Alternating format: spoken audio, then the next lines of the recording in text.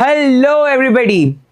Apollo, Max Healthcare Hospitals, and Manipal Healthcare Hospitals, Fortis Hospitals, some of the biggest, renowned, well-known hospitals की series. जी हाँ. अब sir अगर हमें in hospitals में जाना है तो क्या एलिजिबिलिटी है, what are the exam selection pattern, what is the salary, हर एक चीज आज के इस वीडियो में मैं आपको बताऊंगा. जी हाँ, everything I am going to discuss it with you in today's video.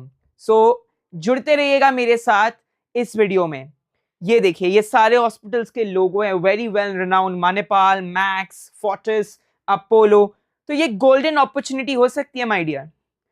Apollo hospitals की जब मैं बात करता हूं माय डियर, सो भैया the eligibility is diploma in pharmacy, B pharm, M pharm. You need a registration with the Pharmacy Council of India. Freshers up to 5 years of experience can be also eligible. Also, if you are a fresher with 1-2 years of experience, तो भी consider करते हैं, but हाँ, ज़्यादा consider वो लोग more experienced pharmacist को करेंगे. Salary not much, you can expect from 3 to 4.5 lakhs as a clinical pharmacist, because ये बड़े hospitals है. यहाँ पे hospital pharmacist is different, clinical pharmacist is different. So in clinical mostly Pharm D वगैरह को लेते हैं या B Pharm, M Pharm को लेते हैं. So here you can expect from 2.5 to 4 lakhs. As a trainee, as a retail pharmacist, you can expect 12,000 to 14,000 per month. Application is directly screening.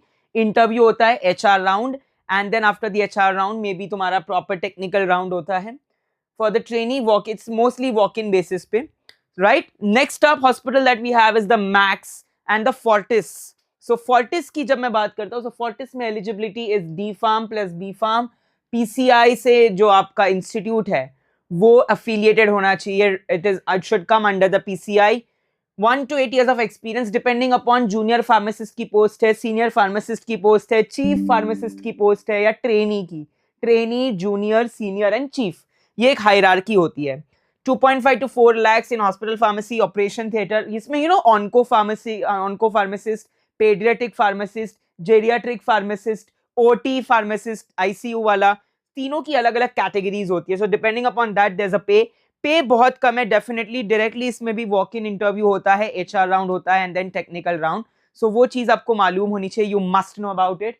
Manipal hospitals, yes. So when I talk about Manipal hospitals, over here we have the eligibility of D Pharm, B Pharm, M Pharm. Everybody from the PCI recognized institute. Salary same, सबकी जितनी भी है, Fortis है, Max है, Apollo है, almost Manipal है, सबकी ही the salary remains in the same range, in the same quotation. Yes, the salary selection process is same, HR round, interview. Here they ask many case based questions and scenario based questions.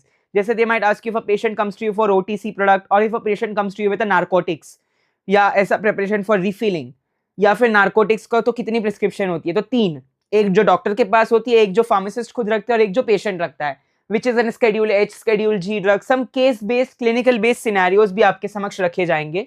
Manipal group of hospitals, you can see Manipal is also one of the very very renowned hospitals, and Manipal hospitals में भी similar है. Eligibility, salary, exam pattern, walk-in interview, HR round, technical round. Salary same, up to 3 to 4.5 lakhs depending upon you're a retail pharmacist, junior pharmacist, senior pharmacist, or a chief pharmacist. All right. Mostly freshers are also eligible, but they give preference if you have an experience. So that will be an icing on the cake if you have an experience with you.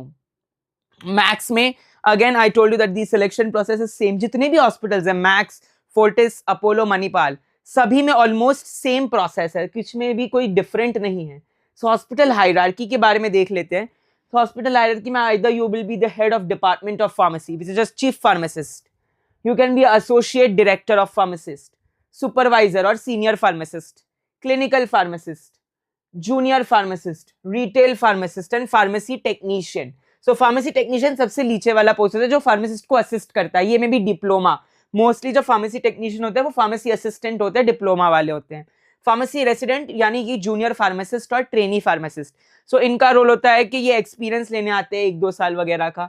जो main pharmacist होता है, जो staff pharmacist होता है, वो इन patient indents fill करता है, out patients, ambulatory patients वगैरह का देखता है. जो आपका स्पेशलाइज्ड फार्मासिस्ट है, सो स्पेशलाइज्ड फार्मासिस्ट आपका ऑनको, ओटी, पेडियाट्रिक, जेरियाट्रिक, इन सारे डोमेन्स में आता है. सुपरवाइजर और सीनियर फार्मासिस्ट आपका अलग अलग डिविजन्स में जाता है, स्टेराइल कंपाउंडिंग वगैरह. ऑलराइट. सो ये आपके हॉस्पिटल की हायरार्की है, क्योंकि मोस्टली लोगों को ये नहीं पता होता कि हॉस्पिटल की हायरार्की क्या है. सो हॉस्पिटल की हायरार्की ये होती है: pharmacy technician, pharmacy assistant, junior pharmacist, trainee pharmacist, retail pharmacist, specialised pharmacist, clinical pharmacist, senior pharmacist, chief pharmacist. Correct. उसमें भी एक हायरार्की होती है. लोगों को बस इंडस्ट्री की पता होती है कि junior analyst, senior analyst, analyst, so on and so fourth. Alright.